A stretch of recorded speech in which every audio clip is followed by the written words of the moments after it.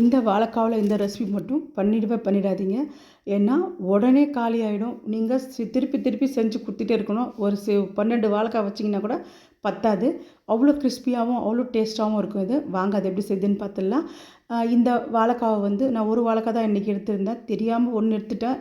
இன்னும் ஒரு 5, 6 அதுக்கப்புறம் பண்ணுற மாதிரி ஆகிடுச்சு. மறுபடியும் பண்ணி தரணும்.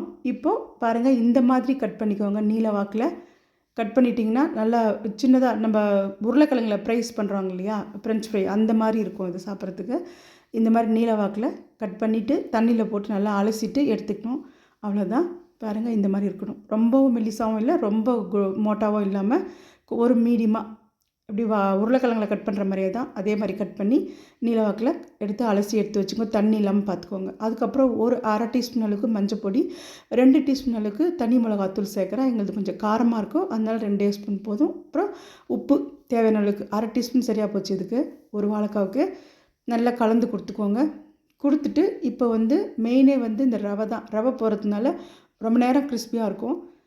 2 டீஸ்பூன் அளவுலேருந்து 2.5 டீஸ்பூன் வரைக்கும் நம்ம ரவை சேர்த்துக்கலாம். நல்ல பெரிய டீஸ்பூனில் சேர்த்துட்டு நல்லா கலந்து கொடுத்துக்கோங்க. அதுக்கப்புறமா கார்ன்ஃப்ளவர் பவுட்ரு இதிலே சேர்த்துக்கலாம். ரவை வந்து எல்லா பக்கமும் நல்லா கோட் ஆகிற மாதிரி பார்த்துக்கோங்க. இப்போது கார்ன்ஃப்ளவர் பவுடரும் 2 டீஸ்பூன் அளவுக்கு சேர்க்குறேன்.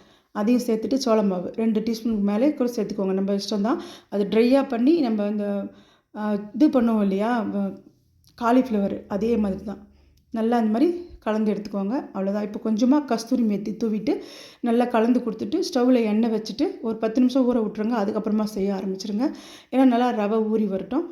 இப்போது நம்ம அந்த நீல வாக்கில் கொஞ்சம் அகலமாக இருக்கிற கடாயாக எடுத்துக்கோங்க. இந்த மாதிரி போட்டு மீடியம் ஃப்ளேமில் வச்சுட்டு நல்லா பொறுமையாக குக் பண்ணுங்கள். நல்லா கிறிஸ்பியாக ஒரு சவுண்டு வரும் நம்ம எடுத்து போடும்போதே.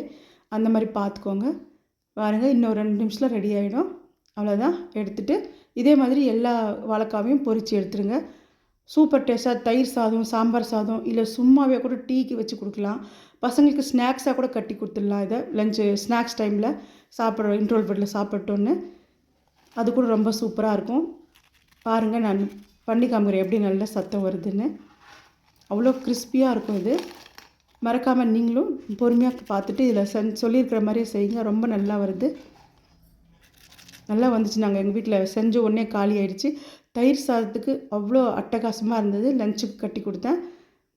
அப்படியே அவங்க சாப்பிட்ற வரைக்கும் நல்லா கிறிஸ்பியாகவே இருந்தது. அவ்வளோதான். நான் உடச்சி கூட காமிக்கிறேன் பாருங்கள். அவ்வளோதான். நாளைக்கே நீங்கள் ஸ்நாக்ஸுக்கு இல்லை லஞ்சுக்கு செஞ்சு கொடுப்பீங்க தானே? கண்டிப்பாக.